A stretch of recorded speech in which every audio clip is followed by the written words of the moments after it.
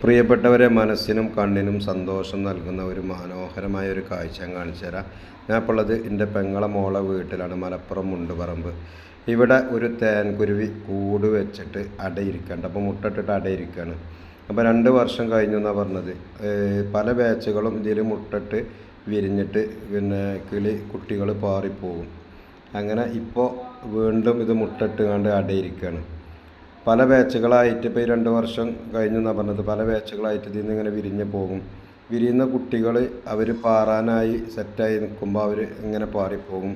വീണ്ടും ഇത് മുട്ടടാനാവുമ്പോൾ ഈ കൂട്ടിലേക്ക് തന്നെ വന്നിട്ട് മുട്ടയിട്ട് അടയിരിക്കുന്നു. കുട്ടികൾക്ക് വേണ്ടി ഭക്ഷണം കിളി കൊടുന്നു കൊടുക്കും. ഏതായാലും കിളിക്ക് ഒരു ഉപദ്രവവും ശല്യമില്ലാത്തൊരു സ്ഥലം, സേഫ് ആയതുകൊണ്ട് മുട്ടയിട്ട് അടയിരുന്ന് പ്രകൃതിയിലേക്ക് കുഞ്ഞുങ്ങളെ സമ്മാനിച്ചു കൊണ്ടേയിരിക്കുകയാണ്. ഈ ഒരമ്മ ഇപ്പോൾ അടയിരിക്കുകയാണ്, ആ കുഞ്ഞുങ്ങൾക്ക് വേണ്ടിയുള്ള കാത്തിരിപ്പിലാണ്.